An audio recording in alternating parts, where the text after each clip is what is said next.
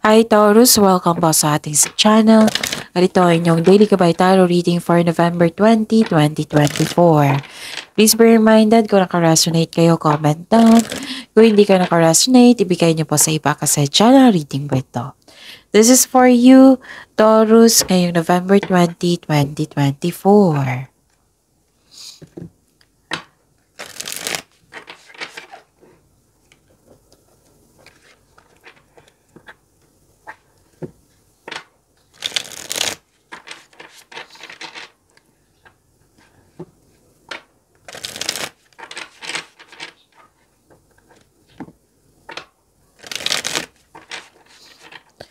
Para po ito sa inyo, Taurus, ngayong November 20, 2024.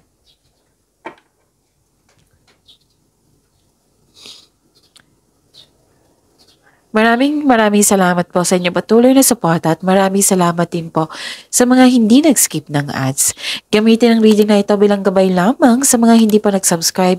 Subscribe na po kayo at click bell notification para malaman nyo na may bago tayong video. Para sa mga gustong magpa-reading po, may lumabas dyan sa screen nyo ngayon.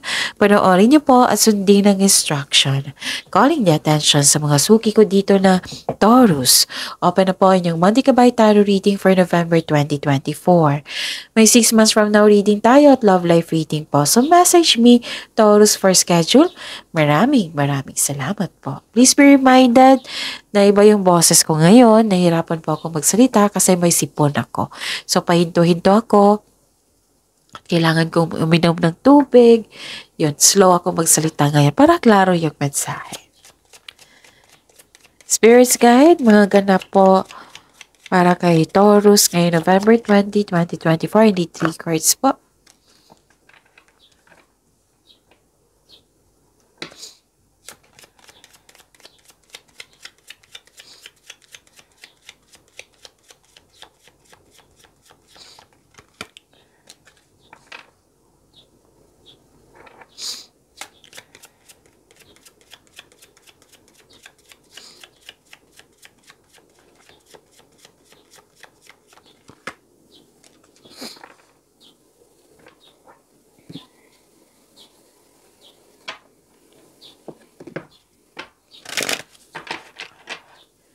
Spirits Guide, mga mensahe po para kay Taurus ngayong November 20, 2024. Need 2 cards po.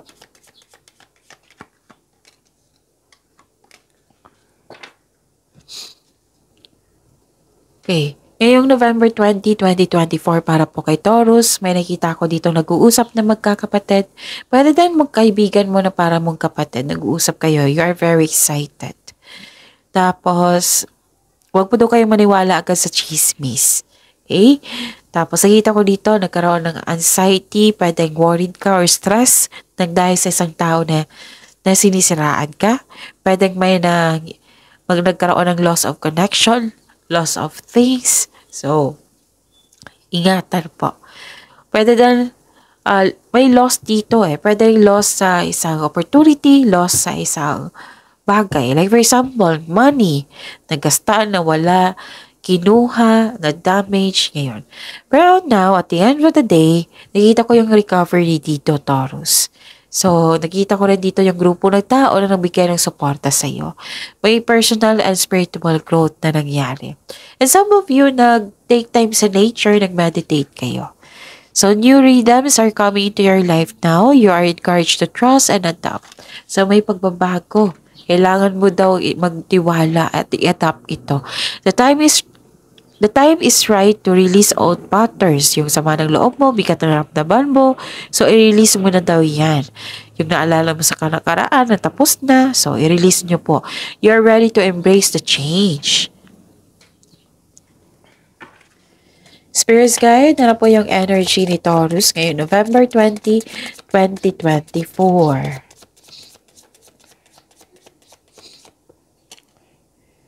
And the clarification of this card po.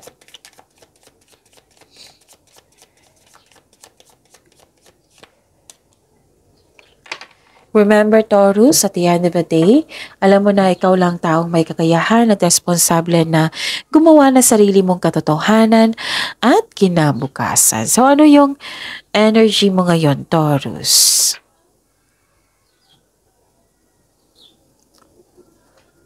Nakita ko dito na burnout kayo. Pwede overworking or may concern kayo sa isang tao na hindi nagbigay ng halaga. So, give solution po. Pero kung pagod kayo, magpahinga. Okay? So, yon. Tapos, nakita ko dito na, okay. So, don't worry, magiging success yung mga, it might be na worried kayo. So, don't worry kasi may nakita ko opportunity, success, may binigay na opportunity sa inyo na kailangan nyong i-accept. Kasi magbibigay ito ng maraming opportunity sa iyo. Kung magiging focus kayo sa opportunity na ito na magkakaroon ng positive outcome. Yes, kung magkakaroon ng positive outcome, yan, datagsa yung opportunities na para sa iyo. So, tandaan nyo yan. Nasa next level ka na ng prosperity. Okay? Posibleng dagdag trabaho to, dagdag kaalaman. Okay?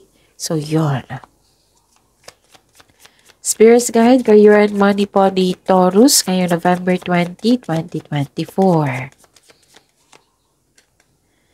And the clarification of this card po.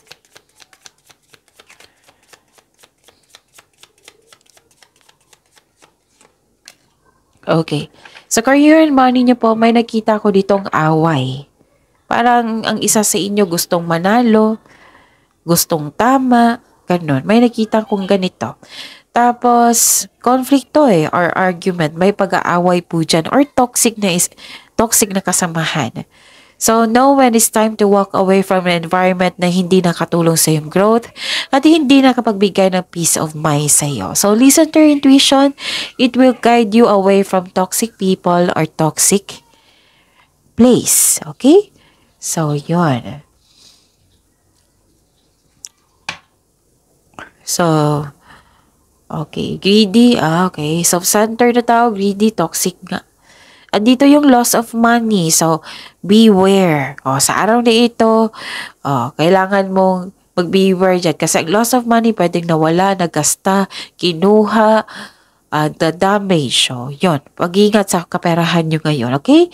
Or, concern mo sa kanina pa. Dalawang card na kasi nagsabi dito, may concern kayo sa isang tao na hindi marunong mag-handle ng money. Oo. Pwede din concern sa isang tao na sobrang focus sa trabaho. Ganon. Na may concern ka ganyan. Spirits Guide, Love Life, Self-Love, Partnership, and Romance. Ni Taurus ngayong November 20, 2024.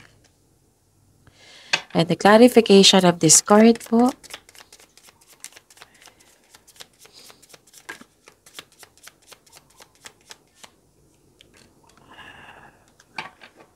Okay. Maraming salamat po sa patuloy na tiwala at suporta sa ating channel. At maraming salamat din po sa mga hindi nag-skip ng ads. May chance na babalik yung taong nanloko sa'yo, kaya mag-ingat. Dalawang card na po nagsabi dito. Okay, mag-ingat po kayo sa kanya. Kung may gagawin kayo, yung desisyon, pag-isipan ng mabuti kung karapat-dapat pa. Okay? Dalawang card na kasi nagsabi dito na may temptation din. May toxic na tao, nagkaroon kayo ng unhealthy connection, pwedeng lust over love, or nagkaroon kayo ng controlling partner. So, yun. Sana ma-overcome nyo yan. So, focus kayo sa binigay na blessing sa inyo dito, pagyamanin nyo po. Oo. So, see you tomorrow, Taurus. Please like, subscribe, and click the button for notification para updated po kayo sa daily tarot reading natin. Maraming salamat.